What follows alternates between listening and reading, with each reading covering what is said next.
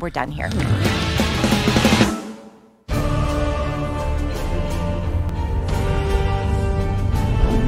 Mis compañeros fanáticos del cómic de DC, it's me, Gabby Camp, huge super fan of all things DC.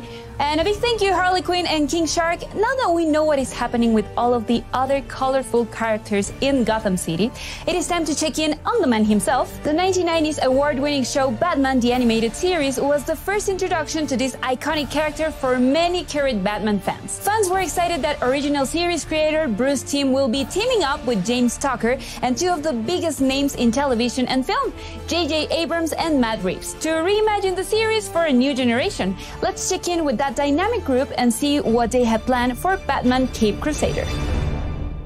I'm J.J. Abrams, executive producer of Batman Cape Crusader. I'm Bruce Timm, executive producer of Batman Cape Crusader. Hi, I'm Matt Reeves, executive producer of Batman Cape Crusader. Hi, I'm James Tucker, and I am a co-producer on Batman Cape Crusader. Warner's Animation asked if we would be interested in working with Bruce on a new animated Batman series, and Matt was working on the Batman film, so it just felt like an opportunity to collaborate not just with Bruce, but with one of my best friends on a project that I knew would be incredibly meaningful to all of us. One of my elevator pitch versions of this show is that it's more Batman the Animated Series than Batman the Animated Series. It kind of goes back to the original principles of the show that we originally came up with back in the early 90s. There was certain limitations on what we could do in terms of adult content, in terms of violence and adult themes. And my idea is basically to say, okay, it's 1990 again. I get to do what I want to do this time. And I got JJ and Matt backing me up. You know, in Bruce's world, in this new iteration, it's just Batman right now. There's not, the Justice League, it doesn't exist. There aren't any other superheroes. It's Batman. You're watching this lone figure swimming through the cesspool of Gotham. It's Batman alone. He's Batman. I mean, whether he's wearing the mask or not, he's Batman. And Bruce Wayne is the mask. Bruce Wayne is a phony person. He's a construction that Batman has created to deflect suspicion from his activities. So he's going to be very low-tech initially. You know, as he develops as a character, we'll start introducing those gadgets. And, you know, the audience can see how he developed the Batmobile using different prototypes. That's part of the fun of this series, is we're finding him discovering these things that most other Batman series, they already were there.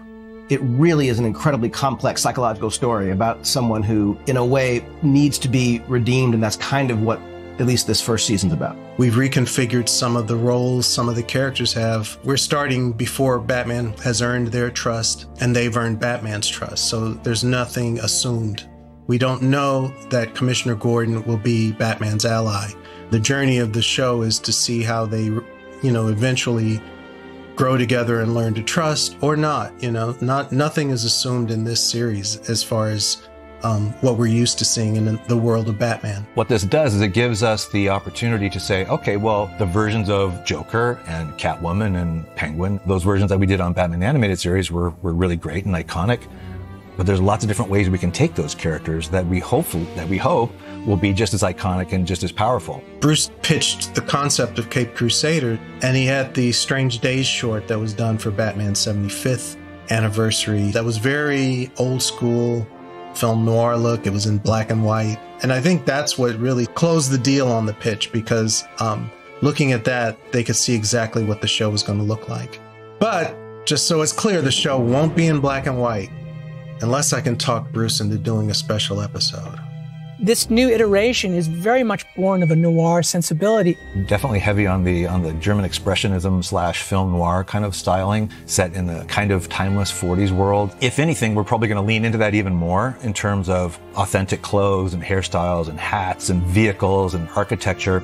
The way we deal with the characters is going to be quite a bit more modern in terms of inclusivity, representation, things like that. Cape Crusader is something that, you know, I feel honored to get to be part of the creative conversations, to get to help and support along with Matt, you know, not just the vision for how they want to do it, but even in using new technologies, the opportunity to take advantage of literally techniques that didn't exist back when Bruce was doing the animated series. It's an honor, and I'm thrilled to be able to work on this. But to be honest with you, the most exciting part is I can't wait to see how it turns out. I can't wait to see all of this come together. I'm a fan, and I just want to see what Bruce does.